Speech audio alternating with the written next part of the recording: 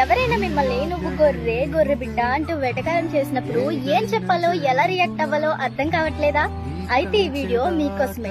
First of all మీరు వారి దగ్గరికి వెళ్ళి షేక్ హ్యాండ్ ఇచ్చి ఒకే జెండర్కో కౌకలించుకుని చాలా థ్యాంక్స్ అని చెప్పండి. ఎందుకంటే మీరు చెప్పే ఈ ఒక్క మాట చాలు యేసే నిజమైన దేవుడని నిరూపించడానికి. స్వయంగా మీరే వాక్యంలో ఉన్న మాటని నెరవేరుస్తున్నారు అని చెప్పండి. వాక్యంలో ఏముందంటే లోకం మిమ్మల్ని చూసినప్పుడు క్రీస్తు పోలికని అంటారు. ఆయన లోక పాపంలను మోసుకెళ్లిపోయే దేవుని గొర్రెపిల్ల కదా. నేను గొర్రె స్వభావం కలిగిన వాడనే, మరి మీరు ఏ స్వభావం కలిగి ఉన్నారో ఆలోచించుకోండి అని చెప్పగానే వారికి ఏం చెప్పాలో అర్థం కాక ఫస్ట్ ఆఫ్ ఆల్ అలా మౌనంగా ఉండిపోతారు. ఇలా కాకుండా గొడవ పెట్టుకుని నన్ను గొర్రె అంటావా అని విధ్వంసం సృష్టించేవారు కూడా ఉన్నారు. అలాగంటే లోకానుసారంగా జీవించే వారికి క్రీస్తుని ఎరిగిన మీకు డిఫరెన్స్ ఏమన్నా చెప్పండి. అందుకే దేవుడు మనలో కోరుకుంది మారు మనసు. అట్టి అనుభవం మీరు కలిగి ఉన్నారా? ఇటువంటి ప్రశ్నలు ఏమైనా ఉంటే కామెంట్ చేసేయండి.